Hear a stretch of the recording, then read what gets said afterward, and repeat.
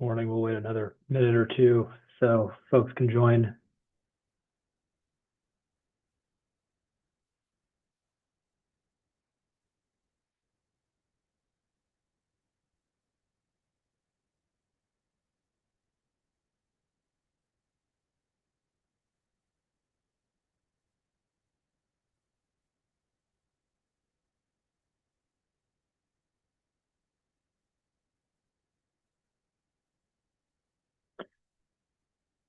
All right. Good morning.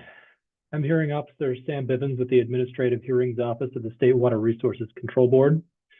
This is a status conference on water right application 30166 filed by Elser Ranch for a permit to appropriate water from the Big Sur River in Monterey County.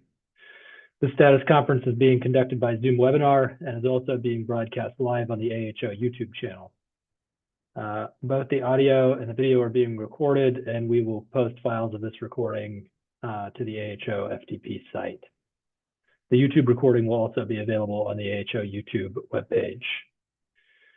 If at any time you're experiencing technical difficulties trying to communicate with us, please send an email to the AHO at adminhrgoffice@waterboards.ca.gov. AHO staff will be monitoring the email inbox. With me today are a number of staff from the Administrative Hearings Office, including Sam Bullen-Bryan. And I note Mr. Bullen-Bryan's presence specifically because he'll likely have a question or two for the parties once we get into our agenda. Let's move to appearances. So as I noted in my email to the parties last week, we're using a different version of Zoom today for security purposes. So this is going to work a little bit differently than our past conferences. I'm going to call on each of the parties, and I'll ask that each party's lead representative raise their Zoom hand. You should be able to find that raise hand icon down towards the bottom of your screen. At least that's the way it looks on mine. My staff will promote those individuals to panelist status, which will allow you to talk and appear on camera and so on and so forth. Once you have been promoted to panelist, please state your appearance and then identify any other individuals from your team who you expect to have a speaking role during this conference. And then, as always, as we proceed, please keep your microphone muted except when you're speaking so we can minimize background noise. So with that, I'll start with the applicant, Elser Ranch and James J. Hill III.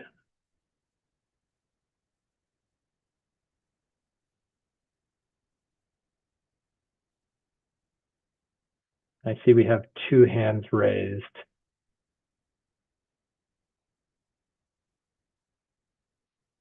And I believe Stolfus is promoting you folks to panelist status. Bear with us.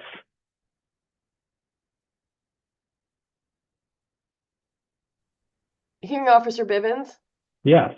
I know that my associate is having trouble getting on. She may be using the wrong link. I don't know if other people are experiencing that difficulty. Is that Ms. Is it Ansley or Ainsley? This is Miss Ainsley, and it's Miss Jones that's having trouble getting on. And I'm just looking through now that you've promoted me to panelist, I'm just kind of looking through the list of names to make sure people, I don't see Mr. Berliner. I think just there were a lot of links. Okay. And so there may be a moment of confusion. I just tried to re-forward her the link. I'm sure other people will be contacting me too. Yes, and there are some restrictions in terms of appearing on multiple devices and so on and so forth. If they are emailing, let me see.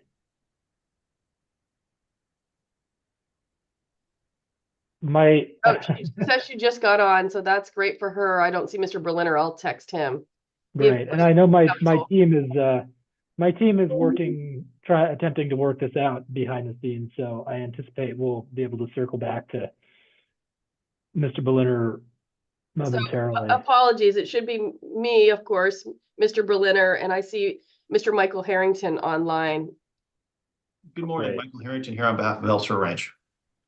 Good morning, Mr. Harrington, and good morning, Ms. Ainsley. We I will. also see some, but not all of the environmental consultants. I just wanted to give you a heads up that it looks like people are taking a moment. Understood. So we'll expect you, Mr. Berliner, Mr. Harrington is here. That's great. Do you anticipate? I'm mostly interested in getting who's going to be potentially interacting with me, promoted to panelist status. So would that be you, Mr. Berliner, and Mr. Harrington, Ms. Ainsley?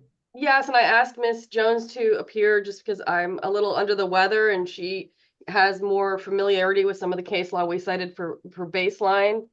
I see Mr. Engels here, who is one of the drafters of the admin EIR. Do you know who else, Mr. Engels, should be appearing to discuss questions that the hearing officer might have on the admin EIR? Ken Schwartz, who I believe has raised his hand, is just waiting to be admitted. Okay. So, and Patrick Donaldson also might join. Thank you. So I apologize for the plethora of people, but we wanted to make sure we had the right people to answer any questions. No worries. I appreciate that. So, and I see Ms. Jones. Good morning, Ms. Jones. Morning. All right. Mr. Schwartz. And Mr. Schwartz is here. Good morning, Mr. Schwartz. Okay. All right. Let's if I get to the end of this list and there's others who need to appear, Ms. Ainsley, we'll circle back at the end. Thank you very much. And thank you all for bearing with us in this brave new world. It is not as seamless as original Zoom was, but these are the times in which we live. All right, California Sport Fishing Protection Alliance. Is there anyone here? I see.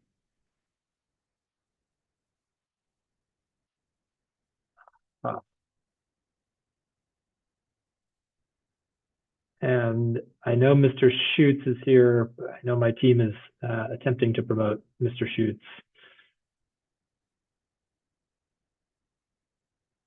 All right, and I think Mr. Schutz has been promoted. So, Mr. Schutz, you're usually the lead person for CSPA. Go ahead, please. Yes, Chris Schutz for the California Sport Fishing Protection Alliance. And is there anyone else with you who you anticipate needing to? John Busey with the Center for Biological Diversity is representing CSPA and others, and he should be on the platform. Very good. Let me confirm that Mr. Busey is here in the panelist zone. Yes, and he has raised his hand, and my team will bring him in. I will take that as an appearance on behalf of both CSPA and Center for Biological Diversity. Thank you, Mr. Schutz. Ventana Wilderness Alliance.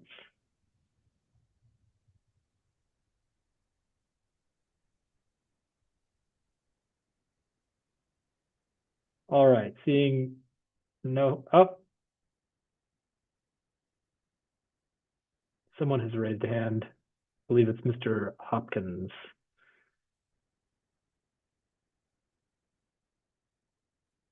My team will promote Mr. Hopkins momentarily. You can hear me. We are being represented by John Busey in addition to the Sport Fishing Alliance.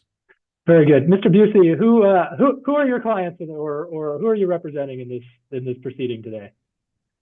Today it's Center for Biological Diversity in Ventana only, I believe. So that's okay. Very good. Is there anyone here from Trout Unlimited?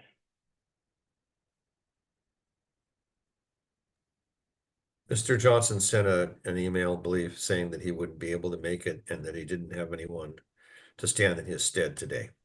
Thank you, Mr. Schutz. Carmel River Steelhead Association.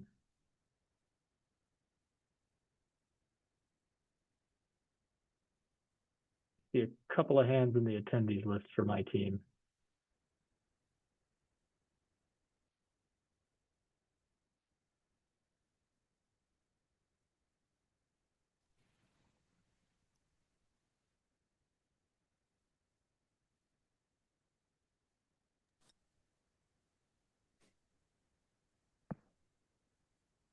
Good morning.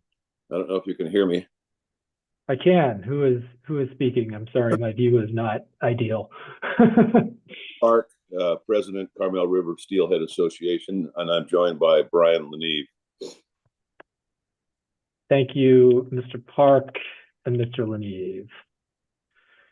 Monterey Waterkeeper.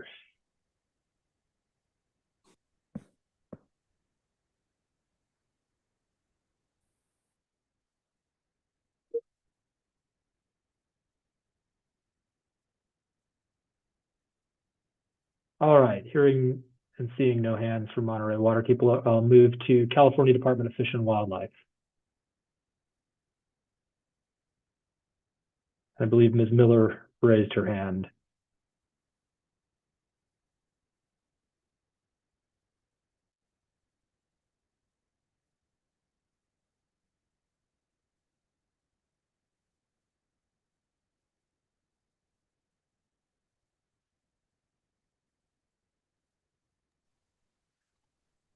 Good Ms. morning, Miller? Yep, good morning. Kathleen There we- Miller from CDFW. Thank you, Ms. Miller. California Department of Parks and Recreation. I see Ms. Syverson has raised her hand.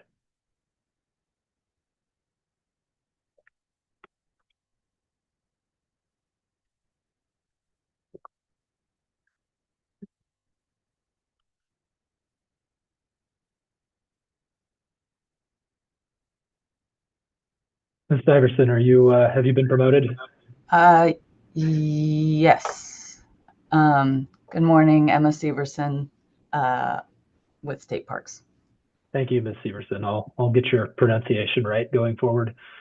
Is there anyone here from the National Marine Fisheries Service?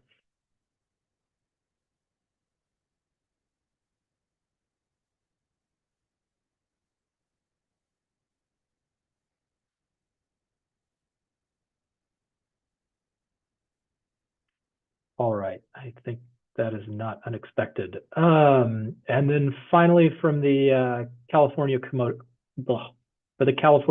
Commission.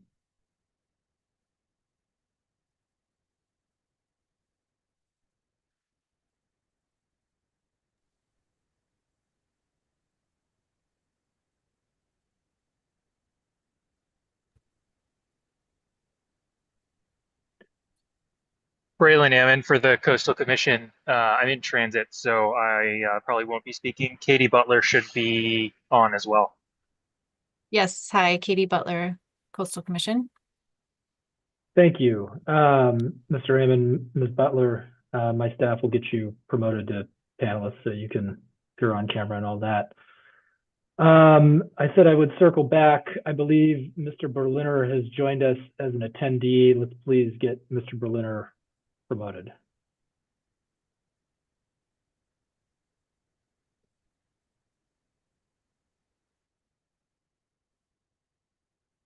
All right, Mr. Berliner, do we have you here? Yes. Okay. Very good. Thank you. Good morning. Tom Berliner on behalf of the applicant.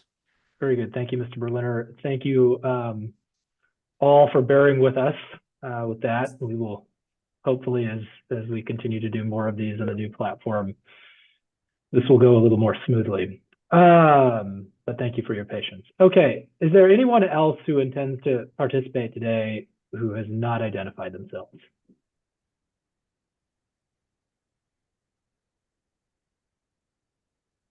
Sorry. Catherine Tobias, State Parks. Good morning, Ms. Tobias. We will get you promoted momentarily. And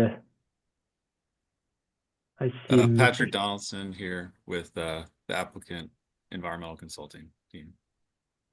Excellent. Good morning, Mr. Donaldson. All right, and we will get you promoted momentarily as well. Okay, that I think should do it for appearances. By the way, we will, we will ask you to be promoted, and apparently you need to click a button that says you agree. So Mr. Park, I think we've been trying to get you into the panelist zone for a little while now, and you will need to hit a button to agree to that. Okay, with that, I think we are ready to get started. So my agenda for the day is pretty straightforward. I want to get directly into our CEQA issues, and I'll have a few questions for various parties. I probably will not rule on either the alternative issue or the baseline today, but we will get a ruling out relatively soon after this conference. And then once we get through our CEQA issues, we can talk about some next steps. So let's start with Water Code 1004, the alternative issue that we identified in our March 14th letter. I think it was March 14th. So let's say the State Water Board ultimately approves El Sur Ranch's application for an amount that does not exceed 2.5 acre-feet per acre. Is there anyone here who believes that the absence of an alternative analyzing that action in the CEQA document will prevent the State Board from taking that action?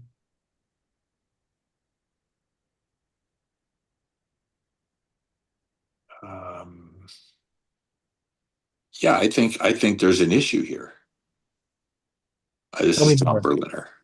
Tell me more, Mr. Berliner. Well, if the board, I guess it depends on what you mean by your question. I mean, if the board identifies that as an alternative in the document and then doesn't go with it, I think that's fine. But I think to ignore it completely is not okay. And it obviously doesn't meet project requirements because it would put the ranch out of business. So I think there has to be at least some discussion in the document that recognizes there's a statute, it was raised, and it's being identified and found to be not meeting the objectives of the project, and has been rejected. And but I think to ignore it 100% would be erroneous. I think it needs to, at least be identified. And then if the board's obviously giving it serious consideration, it needs to be analyzed. All right. Well, that is, let's see. I just want to go back to your status conference statement because that sounds different than what I read. So I'm confused, Mr. Berliner, because your status conference statement says that an alternative, the heading on this question is an alternative limiting water use to 2.5 acre-feet per acre is unnecessary and improper, and then that the 2011 FEIR already analyzes a substantially similar alternative. So, but what I hear you saying now is that we need something more. No. Okay. Sorry. No, I think we have it. It's in the document. I probably misunderstood your question then. I thought the question was, should there be something there? And there is something there. I'm not suggesting there needs to be a new analysis. Okay, so let me try my question again then, Mr. Berliner. If the State Board, let's just say there isn't, an explicit alternative addressing Water Code 1004. If the State Water Board ultimately, decides that it only wants to approve the application in an amount that doesn't exceed 2.5 acre-feet per acre, do we need anything more in the CEQA document than what we currently have?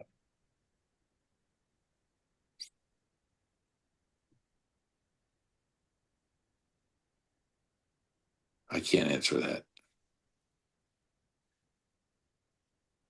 Why not? I hadn't thought about it in that way. I mean, if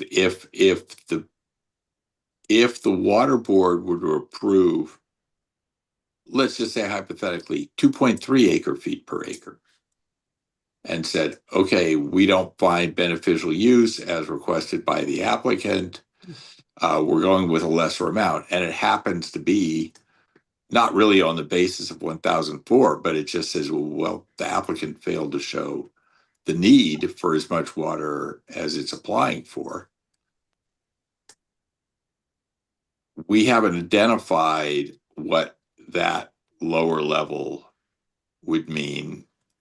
I think there ought to be some direction in the document that says here's the basis upon which that is submitted. I mean, it obviously would have to be supported by adequate evidence to go with that number, and presumably that alternative is something that would need to get looked at some point. I mean, I'm struggling a little bit with a response here. But it seems to me that if the water board is going outside of what's been analyzed in an EIR, then there needs to be some additional work on it. Okay. Does anyone else want to weigh in on my question about, and thank you, Mr. Belitter, and I understand you may not have, had a chance to think about my specific question in depth ahead of this conference. Does anyone else want to offer some thoughts about the Water Code 1004 alternative? And there's at least one, and Ms. Ainsley, please. Yeah, I just wanted to add on to what Mr. Berliner was saying, is that there is a substantially similar alternative in the original water board EIR, the final EIR, that the water board responded to comments about this exact question, saying, well, we've analyzed something substantially similar. And I think what we were pointing out in our status conference statement was that that the one adverse impact that we feel they probably missed in that DEIR, we indeed put in evidence at the evidentiary hearing in 2011, which was the original EIR assumed that at a cap of 2.5 acre feet per acre per year, all that would be a reduction in herd size, and did not consider that might mean some other environmental impact from let's say a hay feeding operation or some other way to operate that ranch to make up for the lack of pasture. So while there is a substantially similar there is both a substantially similar alternative that has already been analyzed, and the water board responded to that exact question about 1004 when it was put in, I think, by the Department of Fish and Wildlife at the time. Subsequently, then all the parties put in additional evidence regarding additional impacts that might occur, based on testimony and evidence, if there was that loss of ability to irrigate pastures. So I think that there is, an analysis in the record of 1004. So I just want to make sure that, that was clear, that this was a response to a comment that the water board already did receive. Okay, good. And thank you for pointing me to the portion of the CEQA record where this has been discussed. I do not have the same familiarity with the CEQA record that those of you who have been doing this some of you have probably been doing this for 30 years. Yeah, so to answer your question then, I would point you back to those responses to comments, and we did try our best to point you to the specific responses to the same questions so that you would know, you would see how the water board responded before to the similarly placed questions. But I also intended in that comment to point out that in addition, additional environmental impacts are before the board because we also had a full evidentiary hearing. So I think part and parcel together, there was both the FEIR and additional testimony from experts. Okay, and I guess to put a finer point on my question, then Ms. Ainsley, if the state water board ultimately wants to make that decision, and I'm not necessarily suggesting that they do, but if they do, does the CEQA document as it currently stands preserve their flexibility to do so, or do we need something more in the CEQA document? Well, there I'm with Mr. Berliner that I'm not entirely sure how the water board could act on a regulatory cap. You know, whether that was the response of the water board back in 2008. You know, I think it's important that all adverse impacts are explored, and I think that was the point of the evidentiary hearing on 1004 specifically. But the answer back then was that it was outside of CEQA's purview. But I am an advocate for, having the full disclosure. I think that's why we're struggling to answer your question in light of the water board's previous response. I think if our consultants were asked to analyze that, it might be even an alternative that's rejected because it meets none of the project's goals. So in terms of, I think there's a difference between CEQA and the water board's understanding of impacts. Yes. Okay, that makes sense. All right. Would anyone else like to weigh in on this water code? Ugh, I can't talk this morning. Water Code 1004 alternative issue.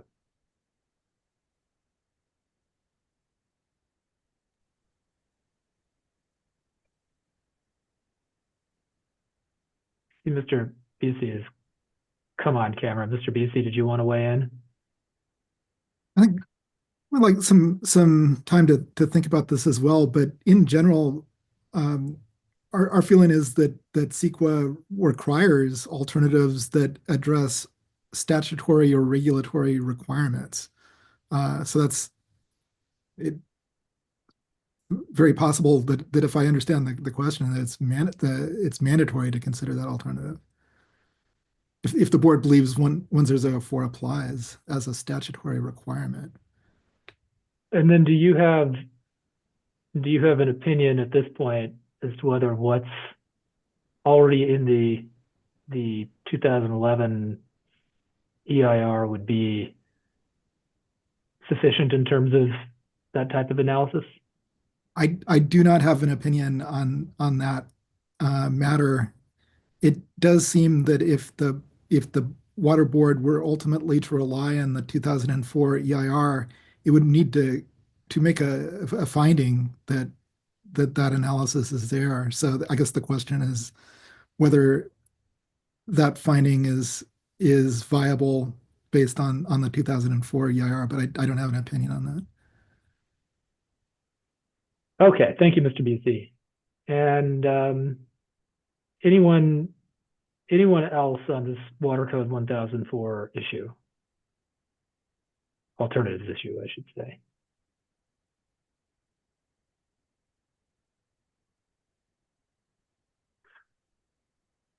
All right, here is what I would suggest. I seem to have thrown the parties for a little bit of a loop here,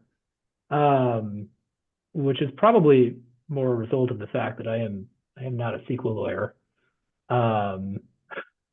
even though I am being forced to become one as a result of this proceeding.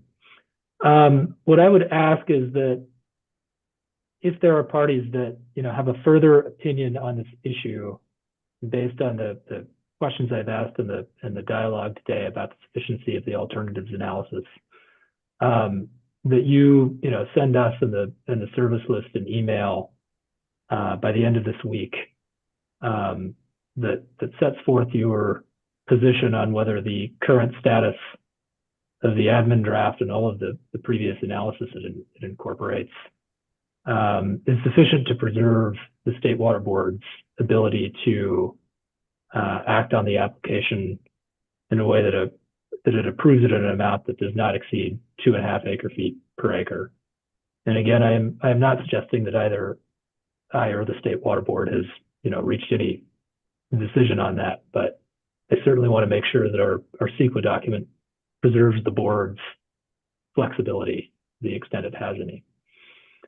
So please, if you have a chance after this conference to think about this and you want to put a finer point or provide additional information on this issue, please do send our office and the service list an email by close of business this Friday.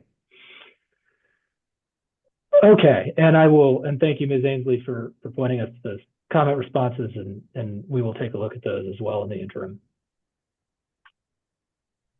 Okay, let's let's move to the baseline issue. And thank you to everyone who provided some briefing on that. That was helpful. So I guess just and I won't have too many questions on this, and I will when I get done with my couple of questions in our dialogue, give you a hint of at least where I'm thinking we should go. But it's my understanding, at least, that, you know, in acting on the application, is one of the things that the State Water Board is doing and must do is evaluate the project's effects on public trust resources, which is different from you know, what the CEQA document is doing. There's obviously some overlap there, but it's a different question. And my assumption is, at least, that the State Water Board can evaluate those effects on public trust resources without assuming that historical diversions will continue, regardless of what's in the CEQA document. Does anyone disagree with that assumption?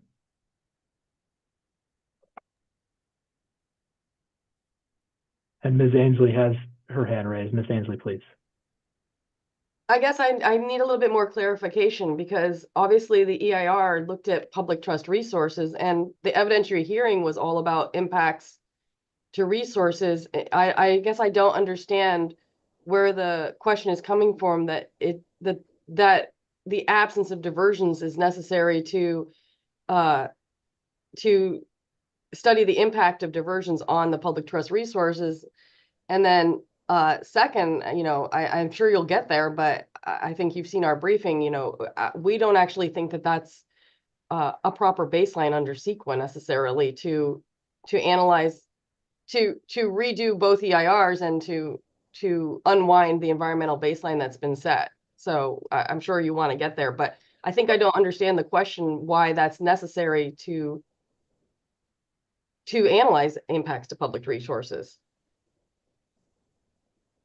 Yeah, let me see if I can put a finer point on my question, and just by way of some clarification, Ms. Ainsley, I am trying to, you know, thread a needle in which we don't require your client to spend a whole bunch more money and time and resources on redoing CEQA documents, while still preserving the State Water Board's ability, if it wants to think about impacts to public trust resources and acting on the application in a way that may, you know, differ from the CEQA document.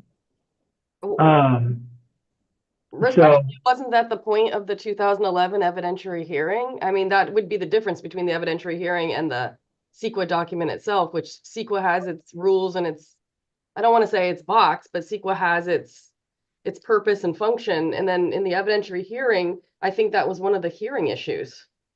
Yes, that's exactly what I'm getting at. I mean, the State Water Board can take in evidence and consider evidence and you know, act on the application based on that evidence, you know, regardless of whether we keep the existing baseline in the CEQA document, correct? Yes, I believe that, you know, that the hearing was composed of evidence of the effect of diversions, whatever that effect is, on public trust resources for the parties that chose to participate in the hearing. But I mean, I'd have to go back and check, but I'm sure that was one of the points of the evidentiary hearing. Yes, I would think it would be. I just want to make sure we're on the same page. This is not a gotcha. I just want to make sure we're all on the same and I'll page. let other people in our team weigh in on that. I didn't mean to jump in, but yeah, I think that would be my viewpoint, was that was sort of the point and purpose of that extra evidentiary hearing. Great. It sounds like we are on the same page about that then. Thank you for that. Thank you for bearing with me. Okay, and maybe I'll start with CDFW and then move to some of the other NGOs. as it were. But I'll start with you, Ms. Miller, because I think this was in your status conference statement. So I think one of your suggestions was that if we don't modify the baseline to exclude historical diversions, that we should beef up the no project alternatives in some way. And I went back and read that, the no project alternative from the 2011 DEIR, and there's a fair amount there. So I guess my question for you is, is the current state of the no project alternative insufficient? If it is, why? And how do you suggest it be modified?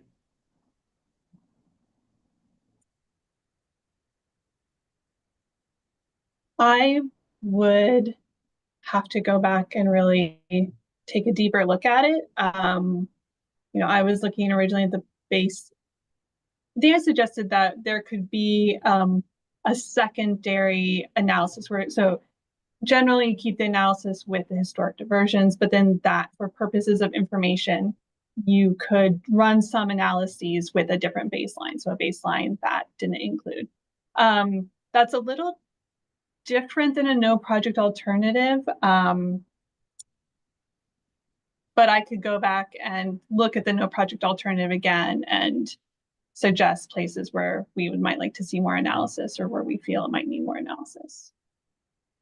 Okay, and I've read your statement. I think you were one of the ones that cited to the Smart Rail case, and I read the Smart Rail case to suggest in part that the no project alternative can provide that type of analysis. In other words, we keep the baseline the same, but the no project alternative potentially has helpful things to say. And so I understand your answer to my question to be you would need to go back and look at that no project alternative more closely to determine whether it meets the informational needs of CEQA. Yes, and happy to do that by Friday along with the email on the 1004 issue. Very good. Please do that. Mr. Busey, do you want to offer any other thoughts on this no project alternative question I've asked? Sorry, I don't at this time. All right. Anyone, Coastal Commission. I know I think you had a similar suggestion, Ms. Butler or Mr. Amon. Do you have any comments to offer on the no project alternative at this time? No, I mean, I think we'd also like to go back and take a look at it in more detail, similar to CDFW's response. So we can do that also by Friday. Understood. Anyone else from the protestants want to comment on this question before I go to the applicant? Mr. Bivens, I'd point out that this was an issue that Trout Unlimited raised back in the original when the original EIR came out and they commented on it. I think at this point, that's not something that Trout Unlimited plans, as I understand it, plans to pursue. And I don't have any comment personally on the baseline here. I think one way or another, the information needs to be provided. And there are different ways of doing that. And after 25 or is it 35 years? I think it's 35 years after CSPA originally protested this. Our interest is in completing the hearing and not so much in revisiting arguments about the baseline. Very good. That's sort of where I'm leaning as well. Thank you, Mr. Schutz. Anyone from the applicant want to comment on this?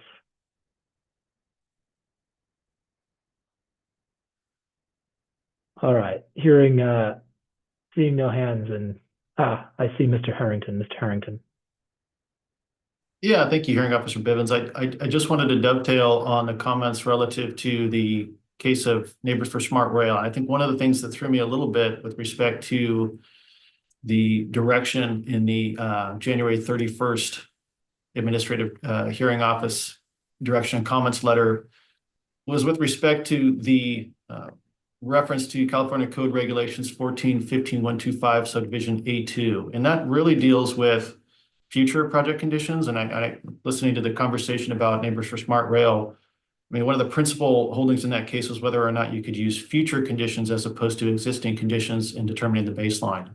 So I don't want to get too into the weeds, but I think that was a little different to me, is that the regulation cited seems to address whether or not the lead agency has the discretion to use future project conditions as opposed to existing. But as Mr. Schutz pointed out, and as Ms. Ainsley pointed out earlier, I think that the 2011 draft EIR really addressed in its response to comments the baseline issue and concluded that it had been squarely addressed already. And I certainly, the applicant doesn't want to rehash the baseline issue for the reasons already set forth by Ms. Ainsley. Yes, understood, Mr. Harrington. Thank you. All right. Well, you all have probably figured out which way I'm leaning on this, which I don't. I thought Mr. Schutz put it quite well. I think we're probably better served by not rehashing CEQA issues and getting to hearing, with all deliberate speed. So I'm not intending, and I will not require, baseline to be redone and with it the rest of the EIR. I will entertain by close of business Friday suggestions from the parties as to whether the no project alternative analysis needs to be beefed up, if you will. And I will consider those in providing further direction. But at this time, I'm not going to require a redo of the baseline and the rest of the EIR. I don't think that serves anybody's interests or the state water boards. Okay, that does it for me on those legal CEQA issues. Mr. Boland-Bryan from my team has a question, at least for the applicant, about acreage. So Mr. Boland-Bryan, I will turn the floor over to you to ask your questions about acreage issues.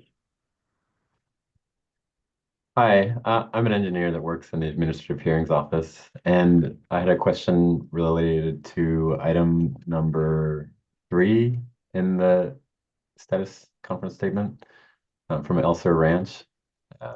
And just kind of wanted to explain my comment a little, and then this may be a question for the consultants, just kind of getting on the same page, making sure we have the same understanding of what the number is.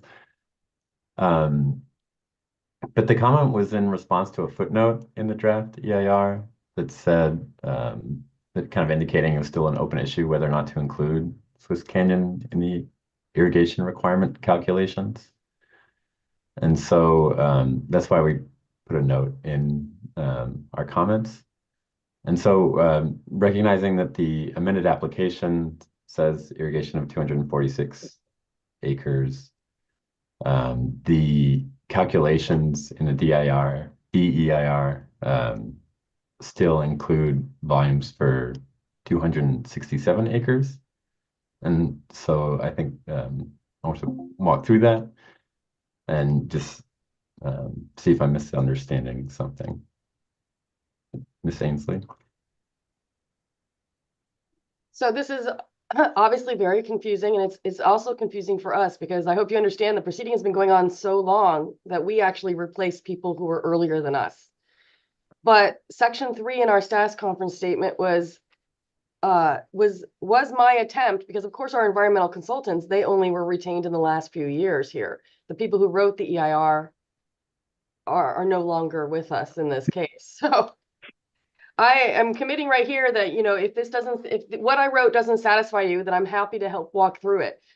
But the DEIR or the FEIR, I believe, was based on the third amended application. And I'm sorry, and that was based on the 267 irrigated acres. And that's why you get those footnotes in the EIR. And this is reconstructing from my memory. Just before the evidentiary hearing in 2011, I can see that they amended the application down to 246 acres, and and then in the evidentiary hearing, the testimony of the expert, Dr. Neil Allen, who had been calculating the irrigation efficiencies and had probably calculated the ones in the previous amendments to the application based on 267 irrigated acres.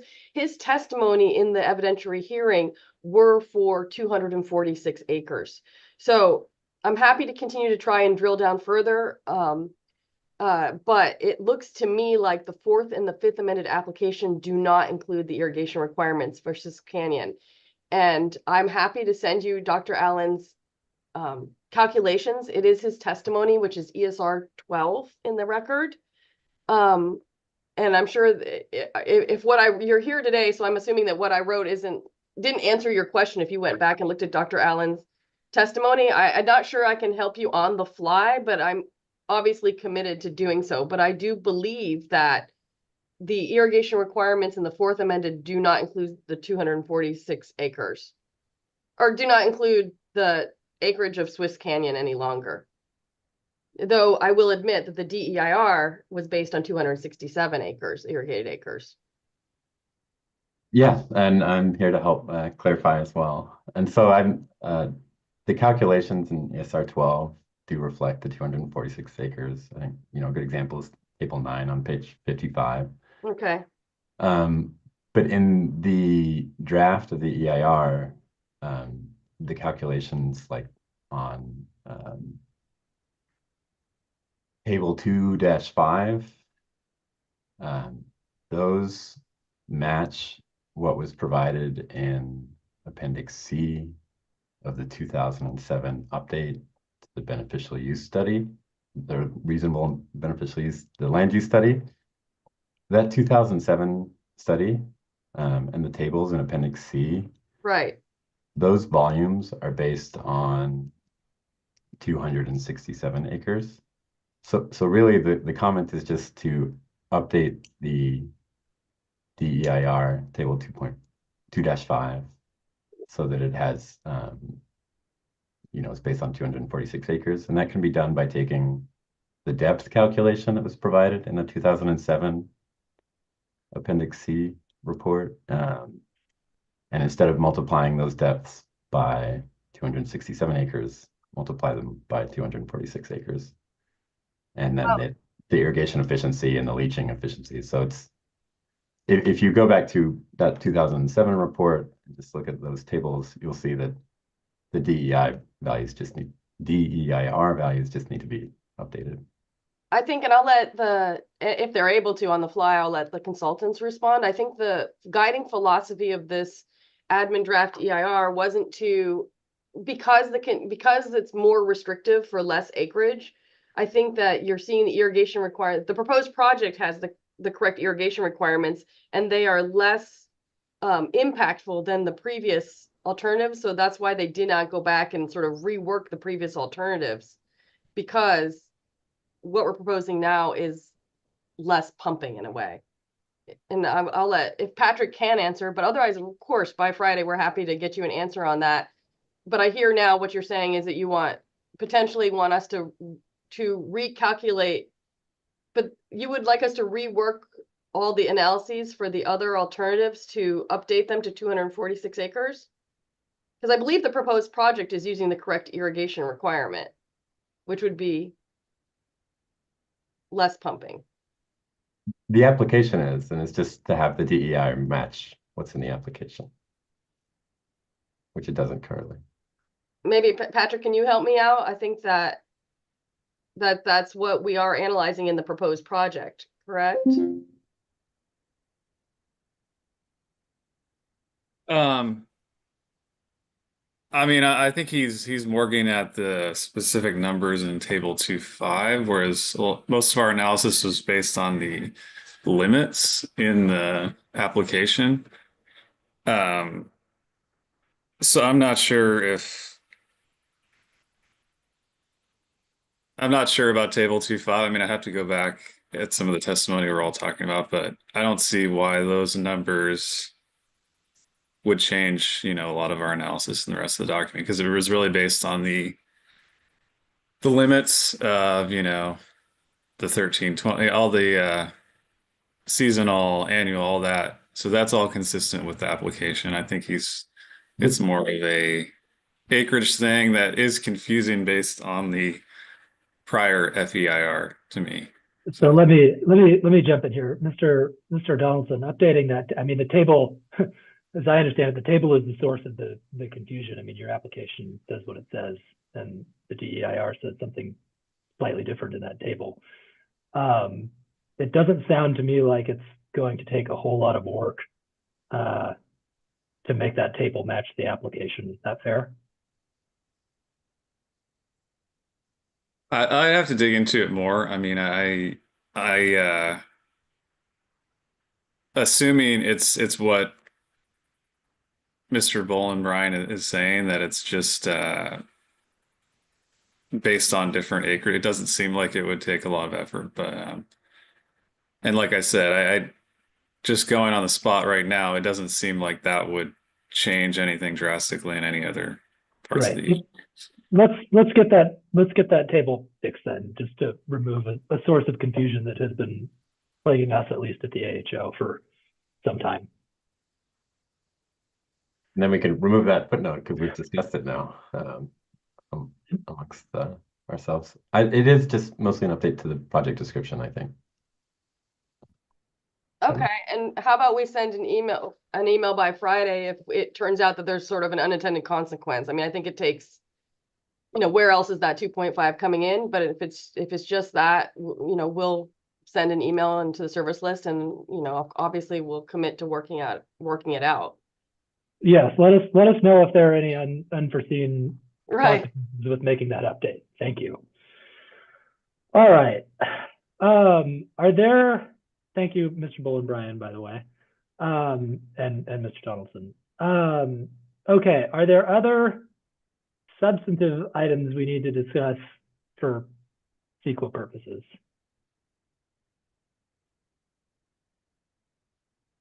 Yes, Ms. Ainsley.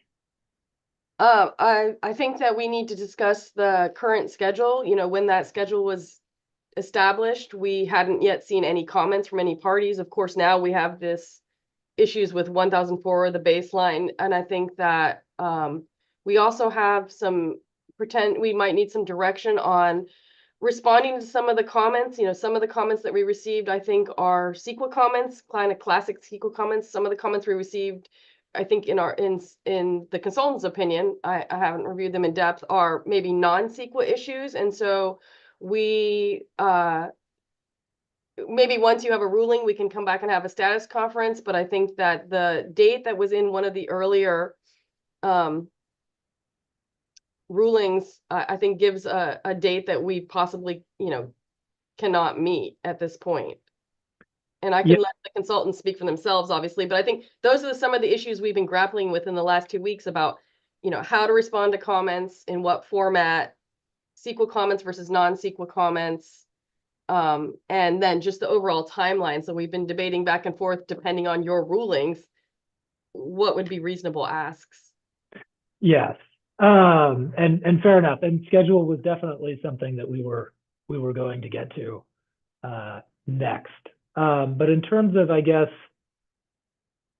specific comments from the AHO's comments on the admin draft, which that is the letter that we sent on March 14th. Did any of those, just leaving aside responses to comments, from a substantive perspective, is there anything we need to discuss with respect to those comments? And I will warn you in advance that I will bring Mr. Bolin-Bryan back to talk about science.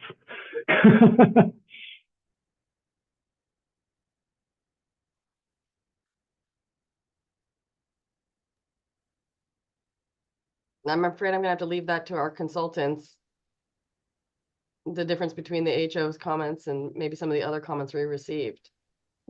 I think some of the comments that stood out for me had to do with the alternatives and looking at alternatives, and did these alternatives in fact meet the minimum requirements of an alternative in an EIR, that it is in particular, does it meet most project objectives, and or does it reduce one or more significant impacts of the proposed project?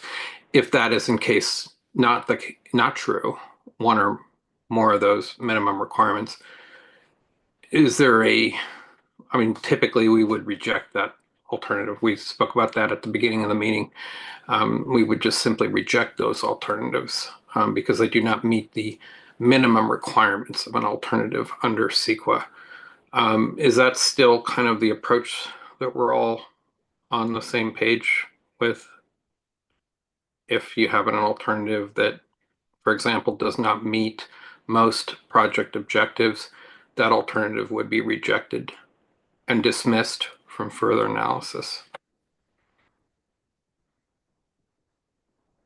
Yes, I mean, I think that's generally correct.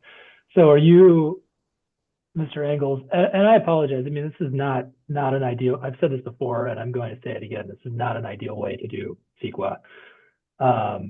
But here we are. Are you, and you're talking about, I think, AHO comments 31 and 32 specifically. Right. Okay, well, let's, maybe we can start with 31 then, which indicates that the admin draft should include an evaluation of a project alternative that includes proposed bypass flows, construction of the reservoir, and then a system to return water from the tailwater pond to the reservoir, and should include an estimate of annual amounts of water that could be recirculated from the tailwater recovery pond to the proposed reservoir via recaptured irrigation water and capture of stormwater runoff from the fields. And we'll bring Mr. Bull and Brian back as needed to dialogue more with you about this. But what is the issue with that alternative? Well, my first question would be, and maybe Patrick has an answer to it, what significant impact is that alternative reducing of the proposed project? Where is Mr. Bull and Brian? There he is.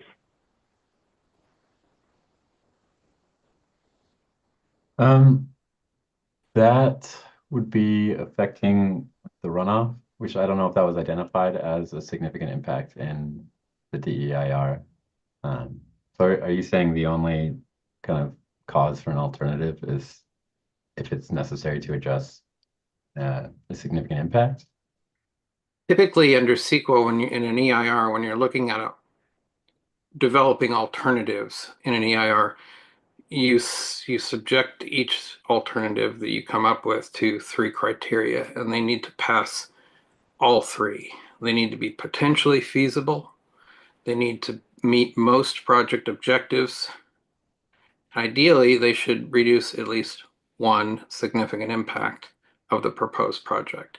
If they do not reduce at least one significant impact of the proposed project, the question arises, why look at it? Because that's really the real purpose of alternatives analysis in an EIR is reduction of significant impacts of the proposed project. I'm just not seeing what that significant impact is of the proposed project that alternative would be reducing. Fair enough. Yeah, go ahead, Mr. O'Brien. I was thinking more of those first 2 items you said, affecting the feasibility of the project and also improving the efficiency of the irrigation use. And that's not really reducing a significant impact unless I'm missing something. That's what that is really saying is we don't like your project. We'd like it to design it a little bit differently. And that's really not a CEQA thing. Fair enough. I understand where you're coming. So here's what we'll do on that. We will go back and take a look and see whether it meets that third criteria that you, or whether we think it meets that third criteria that you identified, Mr. Ingalls. And if we determine, well, whatever we determine, we will provide further direction on whether we need that as a project alternative. I appreciate the clarification.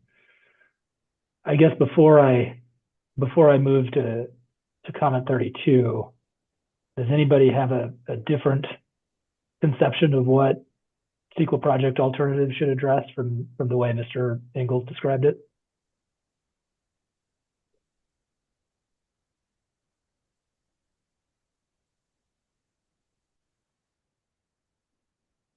All right, hearing no further comment on that, we will get back to everybody on that alternative. And then let's just do comment 32 here, as long as we're doing the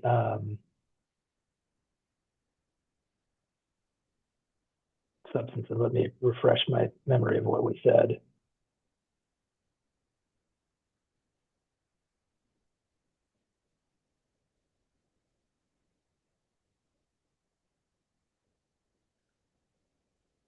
Okay. And this is the other, I guess this is the other side of the alternatives coin, which is helpful. But alternative 4 and alternative 5, you know, we indicated they appear to be defunct and could be removed. Because there's no substantial evidence that alternative 4 would reduce water quality, impacts to water quality or fisheries, and alternative 5 has essentially now been incorporated into the proposed project. So, Mr. Ingalls, do we need those alternatives in there? No, I don't think we do. We could take those out of when the draft is circulated. And then the question becomes, do we need to substitute any of the various alternatives we've discussed this morning for those? And we'll think about that both based on the 3 criteria that you alluded to earlier, Mr. Ingalls, as well as any further arguments on the Water Code 1004 issue. So if I could just add one other thing, just to kind of follow on something that Mr. Berliner said much earlier in this hearing, is that I do see that there is value in talking about why a given alternative was dismissed from further evaluation. And that way it's clear, for example, that we looked at it. We looked at a given alternative. However, it was dismissed from further evaluation because either it did not meet most project objectives, it didn't reduce one or more significant impacts, or it wasn't potentially feasible. And that way, you know, it's there. It's very short, few sentences, that it's just so everyone understands why that alternative was dismissed. Thank you, Mr. Ingalls. That makes some sense to me. Mr. Schutz, I see you've raised your hand. Yeah, rather than just a couple of sentences, I'm used to seeing alternatives that are dismissed included in alternatives that were considered but dismissed for further evaluation kind of category after the alternatives. In this case, it might be useful to have more than just a couple of sentences, which really doesn't get to the substantive issues. And if the applicant and its consultant were willing to devote a couple of pages, perhaps, to the issue, that might be more illustrative and also might provide some more guidance for the water board when it considers the issue. So 2 pages to explain why something doesn't reduce one or more significant impacts? Well, hang on. No, 2 pages, excuse me. I'm sorry, I didn't mean to interrupt. Yeah, I was going to say, I mean, I can see a world in which, you know, we need a couple sentences, and I can see a world in which we need, you know, a couple pages. And I don't know I don't know which quantum state we're currently occupying. So I'm not gonna provide you know, further. I'm not gonna provide specific direction about how long the discussion needs to be today. What I will say is it does sound like alternative 4 and alternative 5 can be removed from the admin draft.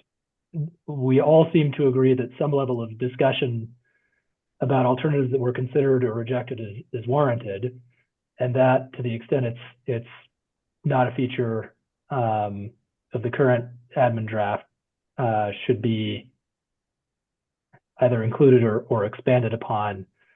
And you know, again, we're gonna have another bite at this apple with a draft EIR. So I would suggest that the applicant's consultants take a closer look at that, modify the draft as appropriate, and then we will all have another chance to review that discussion and provide comments and, you know, decide whether we want more. Does that seem like a reasonable way to go, Mr. Schutz? It does. I think it goes to the question of whether it's a feasible alternative. Of the three that Mr. Engels mentioned, I think that's the question. And I think given the degree to which that is the issue of the Water Code 1004 was discussed in the hearing, something more than just saying that it's not feasible and providing some analysis or basis would be a useful addition, and provide more guidance perhaps for everyone in consideration of the issue. And if I could just add, everything that I've just said nothing about feasibility. It was all about either meeting most project objectives or reducing one or more significant impacts. Right, but my understanding is that one of the legal consequences of it not meeting project objectives is that then it is not a feasible alternative. So that I was making another jump, if you want. You were lumping, yes. Okay, fair enough. And you know, I suspect someone is going to. I see Mr. Schwartz and Ms. Ainsley have their hands raised, and we'll get to them in a moment. I suspect someone is going to tell me that it's already in some other document or another, one of the three versions of this. It would be, you know, nice to have that in the current document that we're all going to review, where I could like look at it and evaluate it instead of, you know, jumping back and forth between other documents that are 15 years old. With that, Ms. Ainsley, please go ahead. I guess I just was looking for a little bit of further direction, because I see what Mr. Engels is trying to say in terms of what CEQA's responsibility is. And I understand and appreciate that you don't want to look that many places, but I think, you know, for us, a major part of the 2011 evidentiary hearing was the applicability of 1004. So there is, outside of CEQA, you know, a great deal of, I think, evidence and an evidentiary hearing. And I think this will also be the subject of a future evidentiary hearing as well, since the applicant hasn't gotten a chance to address any of the evidence raised in the hearing officer's opinion ruling from 2020. So I think it's a little hard. Like, we're asking Mr. Engels to, you know, I think that his CEQA constraints are there, and it's up to the lawyers to sort of do the rest of the work in an evidentiary hearing. That there's only so much we can write in the CEQA document, and it will be confusing if it verges over into, you know, sort of the other facets of the proceeding. Yes, why our well, consultants certainly, are grappling with this, and the parties are grappling with this, because we all have all of this in our heads from the last 10 plus years. yes, and I'm also at a disadvantage because I don't. So in many ways, there's some ships passing in the night. Okay, so let me see if I can try to untangle what we're talking about here. So we have a 2020, call it preliminary ruling, which I have read a number of times. We have your client's objections to that preliminary ruling, which I've also read a number of times. I agree with you, Ms. Ainsley, that I suspect the water board will receive additional evidence on that issue whenever we have a hearing, which will hopefully be sooner rather than later. But I don't expect and I would not want the CEQA document to try to argue the merits of one position or another on the applicability of Water Code Section 1004. What I think our team here at the AHO is pondering is, should there be a project alternative that evaluates if the state water board imposes that 2.5 acre feet per acre limit? Should there be an alternative that analyzes that, what the environmental impacts would be? I think some parties have said, yes, that should be in there. What I hear Mr. Ingalls saying is, I'm going to lump Mr. Schutz and Mr. Ingalls together. That regardless of whether that statute applies to this project, it's not a feasible alternative because it doesn't meet the project objectives.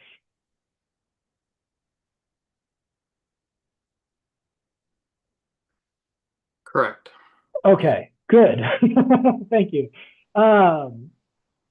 So, the question then becomes, is the draft EIR, draft recirculated, revisited, whatever it is, EIR going to include an alternative that analyzes the impacts of a 2.5 acre feet per acre limit, or is the draft recirculated EIR going to have a section that explains, we looked at this and maybe it applies and maybe it doesn't, but we did not analyze it as an alternative because of factors X, Y, and Z.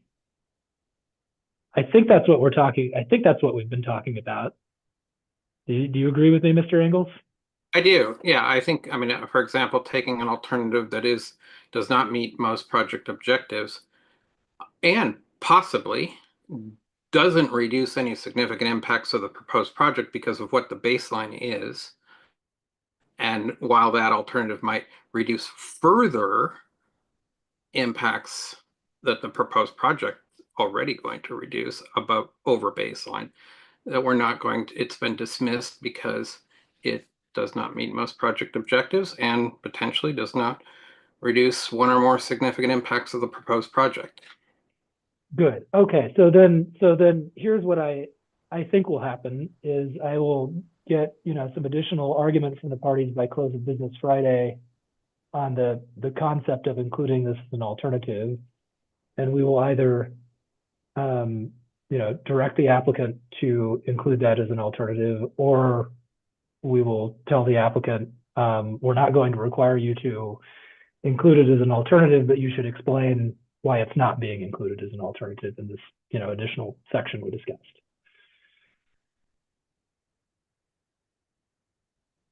Ms. Ainsley, are we on the same page? Yeah, sorry. We are on the same page. I just wanted to make sure it was, it was starting to sound like when we were talking about multiple pages, I just wanted to make sure that we weren't verging into what would be the content of those things. I think the way Mr. Ingalls explained it, and he's certainly a CEQA expert that I'm not, so I'm fine with that. Okay, very good. And we will provide further direction. We will see what you all come up with, and then, we can revisit the length of that discussion at a different date if anybody has any issues with it. Okay, I think that does it for our alternatives discussion. I hope to God that it does. For now, Mr. Engels or others, were there specific comments of the AHO in that March 14th letter that warrant further clarification or discussion in this forum? Not that I can think of. And, hearing and seeing no other hands and voices from the other parties, I think we will move on from that and let you folks address those as appropriate. I think now we've probably reached the point where we ought to talk about the schedule. Oh, Mr. Schwartz, I see your hand is up.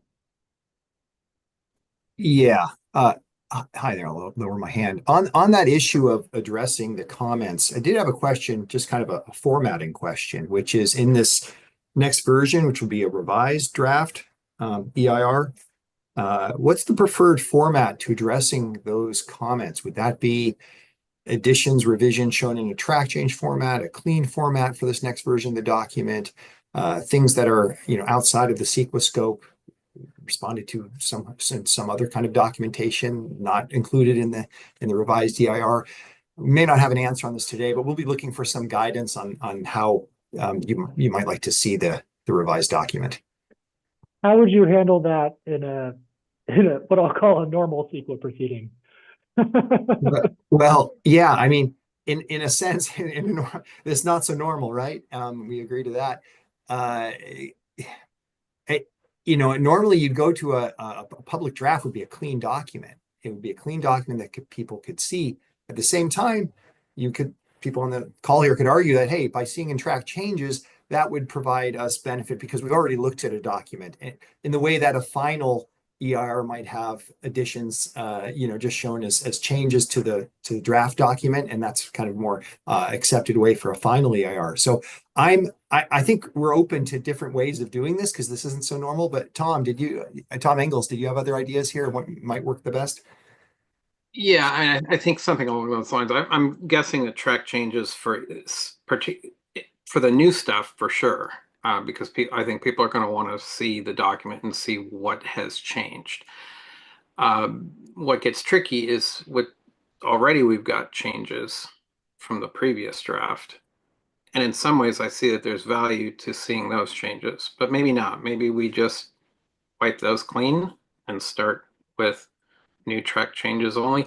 It gets tricky because you start to not know, is this change, it's underlined or there's a strike through? Was that because of the latest revision right, or the previous revisions? And so you start blurring, you start like not knowing when did that change happen. That becomes kind of the challenge. Yes. Okay. Yes. I will hold my thoughts because I see Ms. Miller has raised her hand. So Ms. Miller, come aboard. Yeah, I was wondering if it would be helpful to use the table that the AHO circulated on the 14th and maybe just add another column saying, I mean, I don't know. I don't have an opinion on how to actually make the changes in the document, but if we can just note maybe in that table, the changes were not made. If they were made, here's where they are. Maybe that would be helpful. Yes, that's better than my thought, actually, I think. I like that suggestion. Does anyone else want to weigh in with an alternative? Okay, so just to confirm, that is a nice idea. Thank you. We can do that. But then the document would be then a clean document. So the changes would be identified, building on the kind of a response to the comments, and maybe a little bit more guidance. See paragraph 2, section whatever, and then the document itself would be clean at that point. Yes, that's what I would like because I don't want to do another round of admin draft and comments and status conferences. I want the next version to be, the draft EIR that goes out for public comment. So I think what I am looking for is, as you and Ms. Miller have described, we will have a clean document that is issued for the public, and there will be some version of the AHO table in there that points to portions of the document that says where that comment was addressed. Sounds good. Thank you. Excellent. Yeah. Thank you. Oh, Sorry to throw a wrench in it, but I mean, part of the issue is the double tracking because we've got the track from the original to this next version. Since this is a recirculation, I guess the general public hasn't seen the changes from the original to now, but then we're making changes based on your comments to this next revised version. So do we want it to be clean, or retain the changes from the original to now? I guess that's where I was getting tripped up is, do we need to document for you guys the changes we're making to the version we already submitted? Is that It was giving me a headache. I know. I mean, typically, Tom, maybe you can comment on this as well. I mean, in a recirculation, we want to show, the changes from the previous version that people reviewed quite a long time ago at this point, but we do. I think the one thing that comes to mind is because we're taking a document that is from in SQL in the SQL world pretty old. I don't know how many people even remember that document. In the general public. Obviously everyone on this meeting or in this hearing is familiar with that old document. I don't think most people in the public are probably familiar if they even read it. So maybe the historical legacy and all of the stuff that's happened since, the previous draft to final, I don't know if that we need to really preserve that legacy anymore.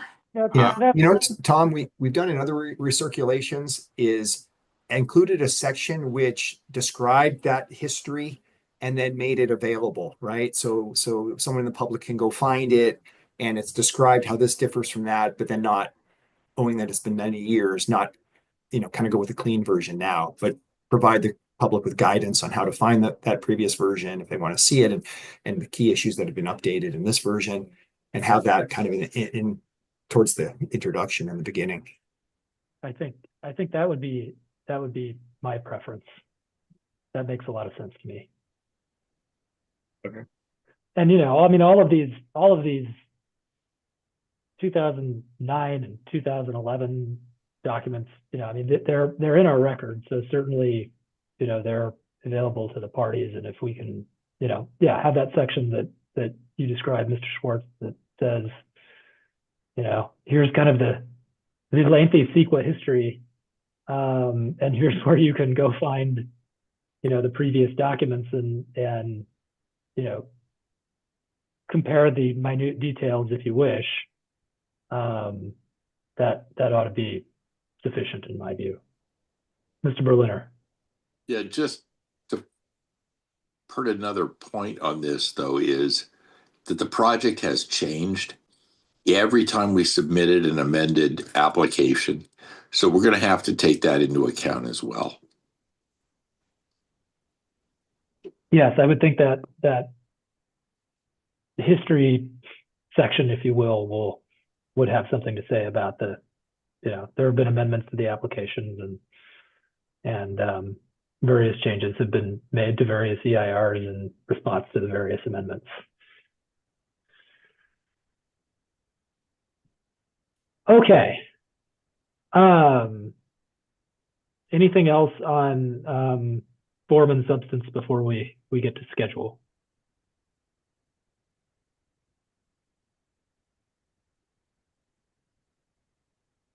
All right. Let's get to schedule then. So, our original target date, or our currently operative target date for issuance of the DEIR is currently May 9th. I cannot imagine that we're going to meet that deadline, particularly since there are some moving parts that I need to rule on after I get further information from the parties. How do I want to phrase this? I'd like to, I think everybody on this call wants to move forward with CEQA and get, closer to a hearing process. Ms. Ainsley, did you have some thoughts about what our deadline should be for issuance of a DEIR based on the discussion today?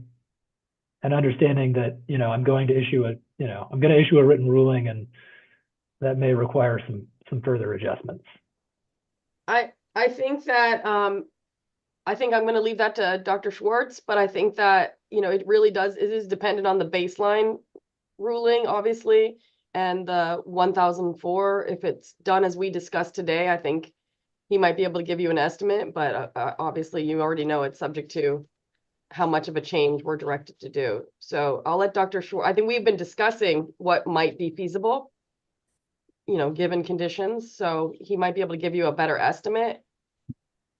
Yeah. So before I turn to Mr. Schwartz, I will say I am not again going to require a change to the baseline as it currently stands. I'm reserving my discretion to require changes to the no project alternative to potentially provide more information. But I'm not going to require a wholesale change to the baseline. So with that, Mr. Schwartz, tell me what you're thinking in terms of schedule.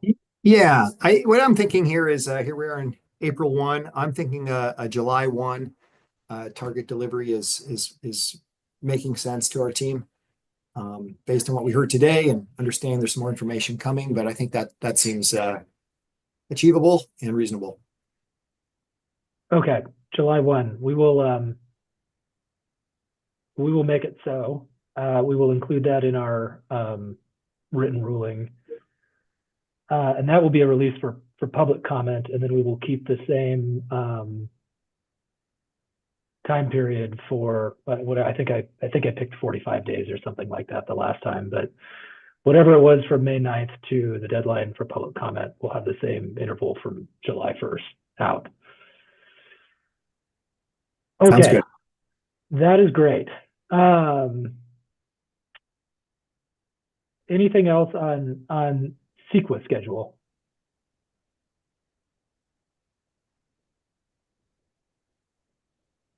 All right. I want to talk a little bit about the next status conference and a little bit about the hearing schedule. I don't think we'll be going to hearing until we've got a final CEQA document. But now that we're moving along and we have a feasible July 1st target date for public issuance, I would like the parties to start thinking about a hearing schedule. And I would also, as you folks think about a hearing schedule, I would like you also to think about what this hearing is going to look like, and tell me about it in terms of scope. And I know there's been all manner of discussions about this since before I was assigned to this matter.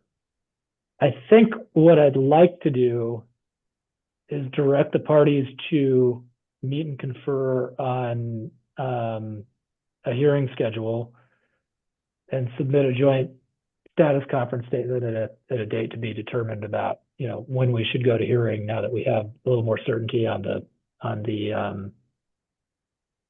CEQA process.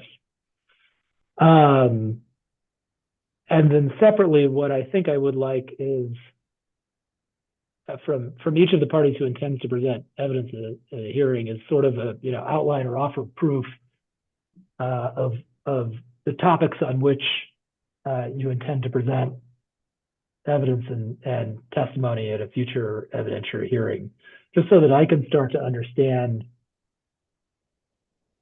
what the scope of the hearing is going to be and what various parties' objections are going to be to potential topics of evidence and argument at the hearing.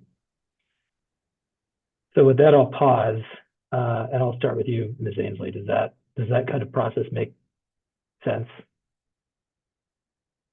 Sure. I'm happy to hear from if Mr. Berliner or Mr. Harrington opposes, but I think it does make sense to hash that out in advance. Maybe I missed, you asked us to meet and confer on the hearing schedule. Are you asking us to meet and confer on scoping issues as well? I think that would be a good idea, and I don't necessarily, sometimes you meet and confer and you don't reach agreement, and reaching agreement is not okay. Is fine if you don't reach agreement, as long as you try your best. But yes, I would like the parties to meet and confer on a hearing schedule and meet and confer as to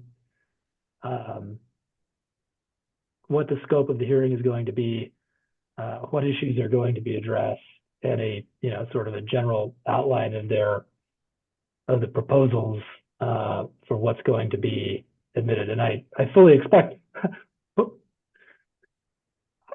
I generally expect that the parties can, agree on scheduling. That is not that hard. The scope of the hearing, I suspect there will be more fundamental issues, and you can submit a joint statement that lays out your positions on what we need to consider or not consider in an evidentiary hearing on the application. But yes, you should talk about it amongst yourselves and get as far as you can. And are you anticipating that in your next STAS conference ruling that you'll give us some sort of schedule by which we meet and confer, and then by which we provide like an outline? Yes, I will do that. Yes, I think that sounds fine. Wonderful.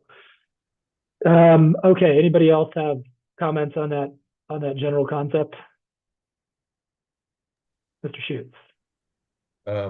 Since some of us have extensive hearings before you and other hearing officers in the AHO in the near future, and in consideration of the schedule for the draft EIR, would some kind of meet and confer in June be acceptable to the hearing officer? It would. Okay, thank you.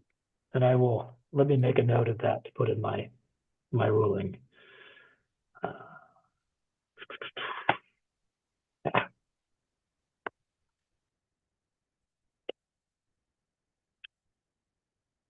And I will provide a more specific date. I am aware of your many other hearings, some with me and some with others, and we will endeavor to pick a date that provides some flexibility in that regard. But yes, sometime in June, we'll look at that. Anyone else?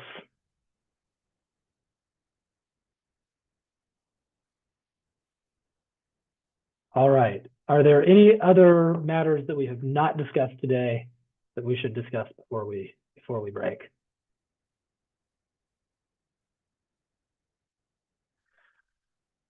Okay, seeing no hands and hearing no voices, I think that will conclude our status conference for today. As I mentioned, the parties will provide some additional information on the topics we discussed today by close of business Friday. We will look forward to that. Once we receive those, I will issue a written ruling as quickly as I can manage, so that everybody has the guidance they need to move forward. And thank you all again for bearing with both the technical difficulties with taking, or well, not difficulties, but slog in taking appearances, and for the slog through the CEQA issues and the very lengthy CEQA record that you all have been dealing with for a long time. I appreciate it very much. With that, we are adjourned. Thank you all. Thank you.